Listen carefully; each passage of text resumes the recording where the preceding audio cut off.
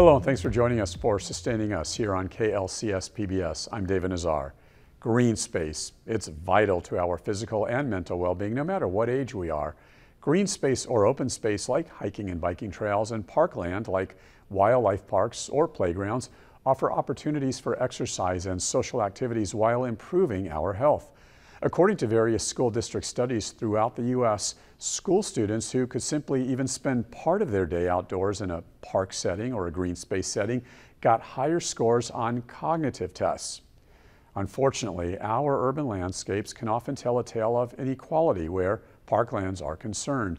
For example, in dense urban areas throughout the U.S., especially places like Los Angeles, publicly funded laws to create more parkland have left disadvantaged LA communities in jeopardy. Could there be a fair solution that is affordable and sustainable? Well, we begin our broadcast with the story of an El Monte man and his personal crusade to effect green space change. El Monte, California, population 115,000. This city in the San Gabriel Valley east of Los Angeles is a majority Hispanic community. Many of the residents are struggling working-class families. Over the years, El Monte, once abundant in farmland and ranch-style homes, became cluttered with car dealerships, retail and convenience stores, gas stations, and traffic from the overcrowded 10 freeway. And when many of the stores and car dealerships left town in the last decade, El Monte became an abandoned city of neglect. In recent years, there have not been many real estate developers or business interests making substantial investments here. These days, when people leave El Monte, they usually never return. David Diaz is an exception. David was born in Mexico, and when he was very young, his parents decided to make El Monte their home. David went to school here and spent many of his days at the neighborhood park playing football, baseball, and soccer. Back then, El Monte was not a concrete jungle. There were some parks in the area for kids to spend their afternoons. Today, it's just the opposite. El Monte has fewer parks and less green space per capita than any city in the U.S. This lack of open space leaves kids and adults vulnerable to things like obesity, inactivity, health problems, loneliness, and isolation. After David graduated from college, he chose to return to El Monte and try and effect change. He was a community organizer and eventually ran for school board member of the El Monte Union High School District. He won and is still on the board. Currently, David Diaz is the executive director of Active San Gabriel Valley. Active San Gabriel Valley is an environmental justice public health nonprofit creating a more sustainable, equitable, and livable San Gabriel Valley. Active SGV, located in El Monte, deals with programs like active transportation, green space development, and making communities more resilient with things like energy efficiency and cleaner air quality. This effort involves lots of community engagement and advocacy work. We met David out here at the Jeff Seymour Family Center. This unique campus, part of Active San Gabriel Valley, is the formerly decommissioned Mulhall Elementary School that is now their nonprofit family village. Here they help families get everything from legal help and health care to education and social services. And Active San Gabriel Valley is working to create recreational green space and open space, something that has been absent here this past decade. And so recognizing that here in the city of El Monte, we're classified by the state as a top 5 disadvantaged community due to burdens of pollution, it's really important that we introduce park space and more vegetation here so that we can have opportunities to recreate, but also so that there will be more green space available to communities. These opportunities to walk, hike, or bike in outdoor green space surroundings are found in much more affluent communities of Southern California. Say, for example, places like Beverly Hills, Santa Monica, or Malibu, where there are thousands of acres of parks and open space. David explains what he believes is the reason why the city of El Monte has decompensated over the years and why, until recently, there hasn't been much effort to bring green space to this disadvantaged community. So when we talk about inequities with respect to park space, it's really a larger conversation around land use. We know that through systemic racism, there have been these occurrences of redlining, so meaning, people of color, Black people weren't able to purchase homes in certain areas. We have what some folks may call frontline communities. We like to refer to them as sacrificial communities, because essentially what's happened, a lot of land use planning has come at the expense of people that live in communities like the city of El Monte. We're a top 5 disadvantaged community, and that not only includes burdens of pollution, but also low educational attainment, high unemployment rates, lack of open space. There's this myriad of issues that we're dealing with, and they're not done unintentionally, they're intentionally. You can think about freeways and displacement, freeways, development, and who they have displaced and who they haven't. It's not by coincidence. The system is working the way that it's intended to. It's been intentional on purpose. And so when we talk about system inequities and racism, you see that play out here. And so when we talk about land use planning, it's really important that we're taking this equitable approach to investing in developing more parks and open space in communities like El Monte. For us to really change the dynamics, one, it's going to require a change in the way that we have our funding guidelines, our principles, right? How are lawmakers or how is legislation dedicating funds to make sure that communities like El Monte have access to these funds, right? Two, doing the capacity building on the ground, right? Community already has a lot of expertise. If you ask anybody here, they don't need a PhD. They already have the PhD in their lived experience, right? So doing the capacity building and working alongside community to develop community-driven projects will be the second piece. And then 3, long-term commitment to funding, to these funding investments. Because it's not enough to do a 1 or 2 year project. It needs to be a decades-long commitment to making sure that we're having regenerative funding to the people who have been most harmed, which are my neighbors. Active San Gabriel Valley is currently working with various foundations and nonprofits to bring green space back to El Monte. Their plan is to rebuild this 30,000 square foot vacant lot into a new mixed-use open space development for El Monte residents within the next 2 years. Active SGV is encouraging everyone from city and county leaders to real estate builders and developers to try and identify potential places that could be reconstructed into green space areas. For example, vacant lots, empty commercial lots, industrial areas, or even a decommissioned school like this one. And so as a nonprofit, we have this tremendous opportunity to work alongside these different agencies. And so for this process, right, we're in the phase where we've identified this vacant land. We submitted a funding proposal. It's been tentatively approved for design and engineering. The next phase of that is construction. But all along the way, we're going to be working alongside our community members to make sure that the outcome is driven by them. So design features, components, characteristics, what we're actually doing there, applying for complementary funding. David said he is working towards the day disadvantaged El Monte returns to the place he once knew as a kid, a city of physical activity, good health, and good education. Over 50% of this community doesn't have a park within a quarter mile of them, right? And we know that's not the reality in other more affluent neighborhoods. And so we like to work alongside these agencies, community members, to realize community-driven projects. We're literally in a freeway trap, surrounded by the 10 freeway, 605 freeway, and the 60 freeway in the city of El Monte. And so it's really a bad trap of like air quality that we're surrounded by. For us, sustainability looks like a bunch of different things, but it focuses on active transportation, open space, water, energy, all these different things that go under the sustainability umbrella.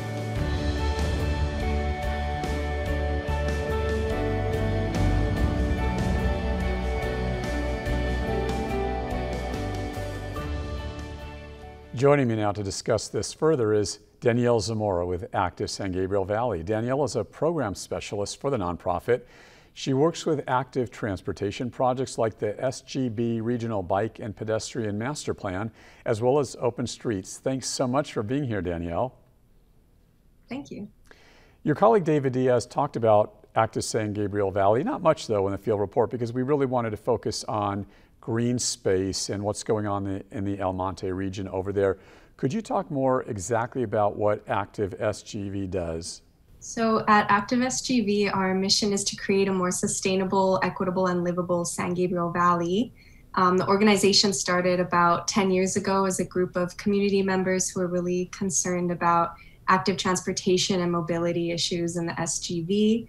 But as time went on, our mission really expanded. We also work on things like clean energy, air quality, water, building greenways and park space. And I'll also share that I think one of our greatest strengths is our community outreach approach. We really strive to be a resource for the community members who live here. I think that's one of our greatest qualities, is the community-based approach that we take in our work. And we're going to get to that. I saw on your website you've got some unique programs. Talk to viewers about this Bike and Pedestrian and the Open Streets project you and the folks at Active San Gabriel Valley are working on. Sure. So the Pedestrian and Bike Master Plan is a regional plan to make improvements to our city streets, to make them more pedestrian, bike, person-friendly, and make them more accessible for public transportation as well. That could be improving sidewalks, building more bike lanes, improving lighting, improving shade on the streets to make it more comfortable for folks, whether that be for exercise or for getting from point A to point B. And then our Open Streets program, which we call 626 Golden Streets, is a single-day event where we open up long stretches of roadway for folks to walk, bike, roll, and play on city streets, on car-free streets. It's a day they connect with community members. They can go out and have lunch at their favorite local business, get some fresh air, and also just see what it's like to have more people-friendly streets. Why are programs like these so vital, especially in these disadvantaged communities where around Southern California, let's face it, it's really the haves versus the have-nots. It's often a tale of two worlds, really. I mean, there's a glaring difference with cities like Beverly Hills and Boyle Heights or the South Bay area or South LA. Do you agree? Yeah, so in LA County, there are hundreds of car crashes per year, and I say crash, not accident, where that results in countless deaths and injuries of people who walk and bike in our cities. And if you look at who's a road traffic victim, it can be the person who's just walking to take the bus, or the child who's walking to school, the working class adult who relies on a bike as their primary mode of transportation. These improvements are necessary to increase visibility and protection for our most vulnerable roadway users. And then we also need more of these off-street protected greenways, which essentially are like long parks that function as a way to transport yourself, but also just get outside in a safe place. You can transform an old storm wash into a beautiful greenway that beautifies the neighborhood and serves as like a park for the people who live there. But, you know, in these communities, we have a lot of traffic congestion, we have crashes, and all of these incidences, which is why we need more of these programs to benefit the people living in these communities. Yeah, and Danielle, you're talking basically about the vulnerability, as you said, of these communities. Sort of give me an overview of the types of families you work with and the many challenges they're dealing with in these poor, sadly, and often neglected neighborhoods. Say, for example, El Monte, because obviously San Gabriel Valley, diverse population, huge region. I'm sure there are still challenges even as you work with more affluent families. So sort of give me a compare and contrast between more disadvantaged families and more affluent families in your area and what you guys are dealing with. In communities like El Monte, we have a lot of working class families. Some are immigrant families. For them, English isn't always their first language. We have a lot of renters. We have multiple families living in a single household. There's also a lot of liquor stores and very few health food stores. Communities like El Monte, South El Monte, and Baldwin Park have some of the highest obesity rates. We have park-poor neighborhoods, meaning there's a severe lack of open space and designated space for folks to exercise and get some of those mental health benefits that nature provides. Meanwhile, in the more affluent communities, maybe they don't have all of those struggles, but there's still the issue of the incredible number of pedestrian and bicycle fatalities, and congestion and poor air quality that the disadvantaged communities are also dealing with. So with that, in addition to the projects, and I'm sure there are other projects, but what are some of the other ways you're working on trying to combat all of this? So one of our more recent projects that we are working on is the Healthy Home Study, and this is something that we're doing in collaboration with the Energy Coalition and UCLA. And what we're looking at is exposure to natural gas inside the home and the effect on air quality. And what we see is that indoor air quality is often much worse than outdoor air quality, which is already a great concern in SGV communities. But in the communities that we studied, particularly for the Healthy Home Study, which were El Monte, Bassett, and Avocado Heights, we see that these households have a lot of older gas appliances, like a gas stove or a gas water heater, that emit a lot of pollutants when they're in use. But these families don't always have the means to switch out their gas appliances for more energy efficient electric appliances, which would be better for their health. At the same time, a lot of them are also renters, so some of this is out of their control. So as California moves to more clean energy and being more energy conscious, how do we make sure that these families and these communities aren't being left behind? We know there are co-benefits to swapping out gas for electric appliances. We know it's better for our health. It saves energy, which can save money. It's more sustainable. But how do we make sure that it's all accessible and these communities aren't left behind? Danielle, final question.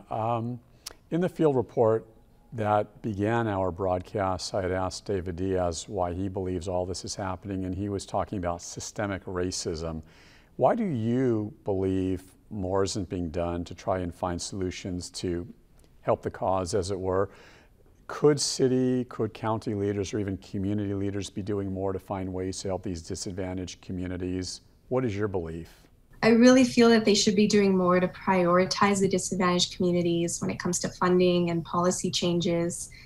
For example, we need more park space. We need more sustainable, affordable housing built next to transit centers. We need better landscaping, more trees on the street to keep it cool during those hot summer months, more landscaping that can capture stormwater so that we don't have flooding in our streets in the rainier months. There's so much that needs to be done, and it's very frustrating that it can take years for these projects to be implemented. But once it's all said and done, it's very rewarding, even though it takes so much time, to see these projects come to fruition and to see the rewards that the community benefits from. But at the same time, this all needs to be done quicker. We need our local electeds and our state electeds to do more now. And if they're not willing to do it, then they should step aside and allow someone else the chance. There's a lot of young progressive leaders who are now running for local and state elections. And I really feel that this is an opportunity and we need to finally give them a shot. Well, I can safely say you at Active San Gabriel Valley and your team, you folks are definitely affecting change. Thanks, Danielle Zamora, so much for being here. We really appreciate it. Thank you. Well, lack of green space and parklands throughout the nation is just part of the problem for disadvantaged communities, especially for kids. There are also environmental and health costs at schools, in this case with regards to portable classrooms. So just exactly what is a portable classroom and why can they be so problematic for youngsters? Public media partner EarthFix traveled to Washington State and has our story. When you think of a school, you might imagine something that looks like this. But many students actually spend a lot of time in buildings that look like this, and this. Portables are definitely a problem. I've been in portables for around 7 years. Portable classrooms have become a common fixture in schools across the country. Bring water, bring a jacket, be prepared for loud noises. Basically, be prepared to be distracted a lot.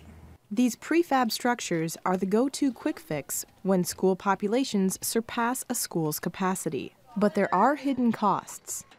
Critics say they're bad for the environment, they're a burden for school budgets, and they can be harmful for student health.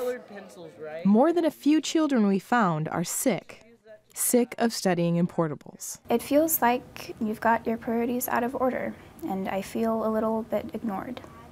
The idea behind portable classrooms is that they're supposed to be temporary, something to help schools deal with overcrowding. Try telling that to Billy Lane. How do you figure out what factors you use to make that happen? She's been teaching in this portable at Callis Junior High in Puyallup, Washington for 16 years, and it wasn't new when she got it. I've taken good care of this one, but I think I got lucky with this one too. I can't stress that enough. I think I got lucky. Since Lane inherited this classroom, she's tried to look on the bright side and make the most of her space. The one advantage of a portable is the walls are it's like one big bulletin board. You can put it up anywhere and leave it, so the kids have left their mark. It will probably take Her students call it Lane's World. This one's going on the wall. They say a dynamic teacher helps make up for the shortcomings of portable life. But Lane admits, not all portable classrooms are as cozy as hers. In some of the other portables that I've been in, smell has been an issue. You walk in and they have a real bad odor in them. The lighting is really bad, it's dark, it's dank. When it's that kind of an atmosphere, it sets a tone. Dave Blake is an indoor air quality specialist for the Northwest Clean Air Agency. He's tested air quality in more than 3,000 classrooms in Washington state. We have a lot of fancy equipment, but you don't really necessarily need it. You can walk into a classroom and right away, if you can smell the humanity and taste the humidity, you know you've got a ventilation issue. Blake measures carbon dioxide levels first. So that's about it, about 1,400 coming in. Fresh outside air is about 400 parts per million now worldwide. We like to keep classrooms below about 800 or 1,000 parts per million. So if it's above that, we want to know why. High CO2 indicates that students are breathing too much of their own exhaust, taking in germs from coughs and sneezes that hang in the air. 0.3 to 10 microns. Other airborne particles are likely building up as well. Things like dust and allergens, or volatile organic compounds like formaldehyde. The Tacoma-Pierce County Health Department, one of the only Washington state agencies with consistent CO2 data for schools, found that portable classrooms, on average, did not meet the standard for acceptable CO2 levels. Already CO2's dropping in here with the kids gone. Other studies show that as CO2 levels rise, student performance falls. As CO2 goes up, so does absenteeism. And it's notable that it's a little worse in portables, but we don't know why. Blake also looks for signs of moisture by using infrared cameras and moisture meters. 8%. It's essentially bone dry. When a building takes on water, there's likely to be mold, a common trigger for asthma. Problems get worse as portables remain in use for years or even decades beyond their intended lifespan. Yet it's common practice throughout the Northwest to continue to use portables beyond their life expectancy. It's easy to want to blame school officials, but often they recognize the problems and would like nothing more than to get rid of their old portables. The challenge is convincing taxpayers in their districts to pay for something better. Rudy Files is the Chief Operations Officer for the Puyallup School District. 20% of their classrooms are portable. That's 4 times the national average, and about half are more than 20 years old. The biggest problem that really all school districts have with portable classrooms is they're really not adequate educational space. In the last 2 decades, enrollment has more than doubled. For 10 years, the district has tried to pass bonds to pay for new permanent buildings, but again and again, voters have said no. People like Files have no choice but to continue to use old portables and bring in new ones. Portables are considerably less expensive than permanent space. They're about 1/3 of the cost. But those savings are only short-term. Studies show that over the course of their lifetimes, portables actually cost twice as much as typical permanent classrooms. In addition to higher maintenance costs, portables are also highly inefficient and take more energy to heat and cool. And because portables are independent structures, they're often charged residential electricity rates. It's kind of a double whammy. Not only do you use more power, but you pay a higher rate for the power you're using. Portable classrooms aren't going away anytime soon, but could they be reinvented? Could the next generation of portables be made from formaldehyde-free, non-toxic materials? Could they have open ceilings, larger windows, skylights, and solar panels so the building can generate its own energy?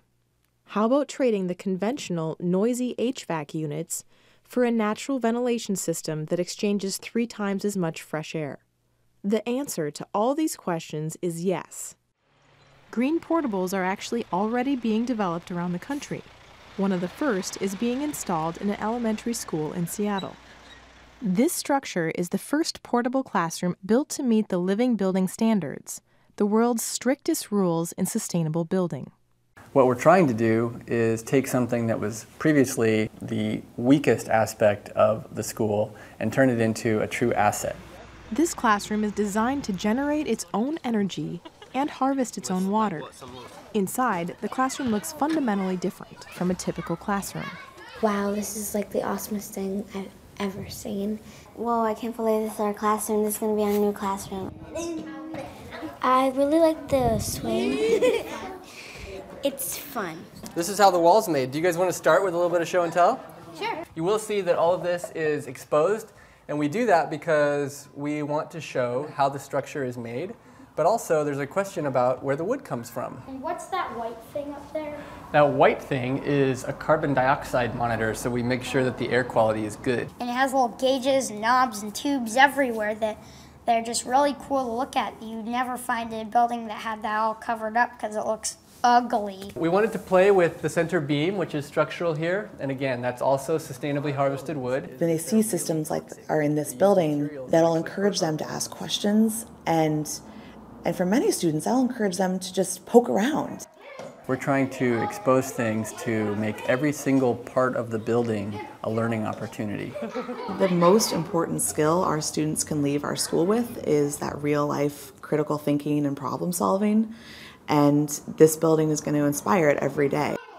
Right now, the price tag is about $200,000.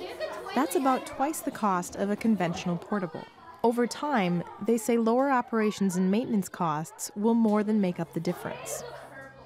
For the kids who will get to use this space, the difference is priceless. Thanks, public media partner EarthFix, for that report.